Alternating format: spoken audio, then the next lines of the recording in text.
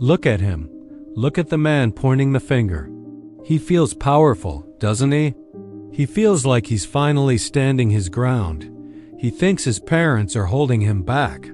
He shouts because he's stressed. He scolds them because they don't understand the modern world. He treats the two people who gave him life like employees who just made a mistake. But look closer at the old man and the old woman. They aren't fighting back. They aren't shouting. They are bowing their heads in the rain. They are absorbing his poison like they absorbed his cries when he was a baby.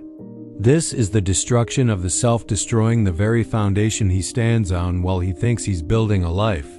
Realize that we do not see the world as it is. We see it as we are. This man sees obstacles, but the truth, the brutal truth, is that he is looking at a ticking clock. Every shout is a second stolen. Every scolding word is a brick removed from his own soul. Stop.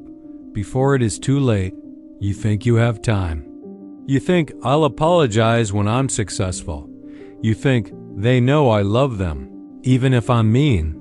You are betting on a future that is not guaranteed. In the world of the soul, we call this the final debt. You call yourself a man. You want to build empires, but who built you?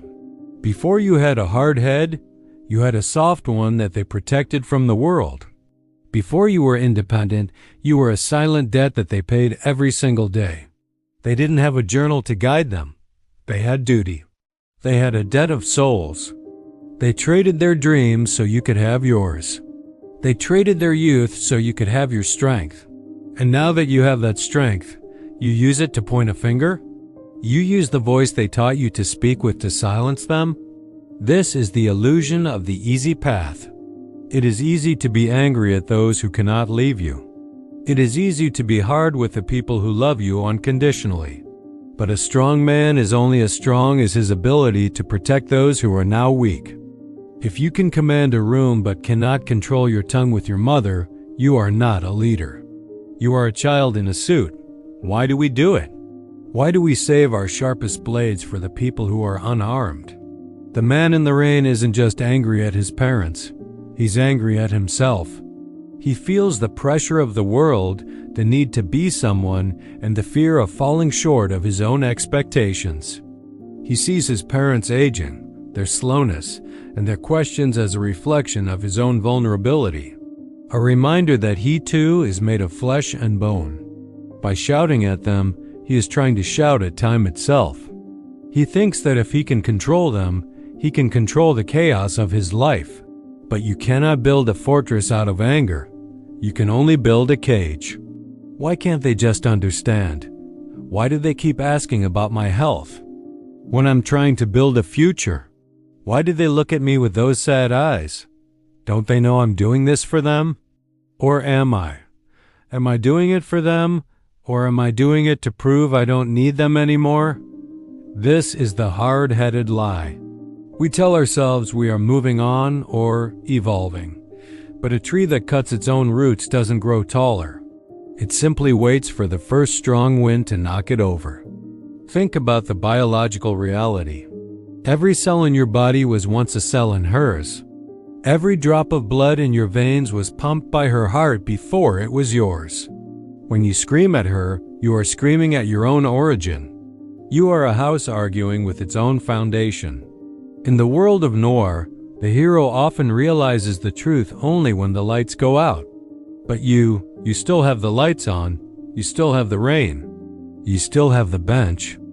Most men wait until the final chapter to look back and see the plot of their life. They wait until the funeral to realize that the annoying phone calls were actually the sound of unconditional love. They wait until the seat is empty to realize that the most important deal they ever had was the one where they sat in silence with their father. What kind of high-value man are you if you cannot provide value to the two people who valued you when you were worth nothing? What is the point of winning the world if you lose your soul in the process?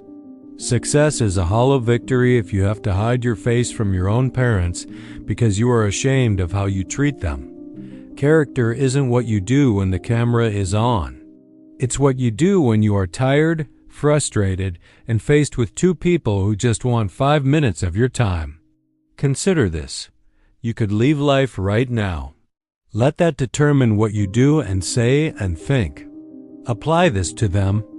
Imagine the house is quiet. The phone doesn't ring. The hard-headed arguments are over because there is no one left to argue with. One day, you will walk into a room and the chair will be empty. You will have all the money, all the success you shouted about, but the people who would have been proudest are gone. This is the final conversation. Every time you speak to them, ask yourself, if this was the last thing I ever said to them, would I be at peace?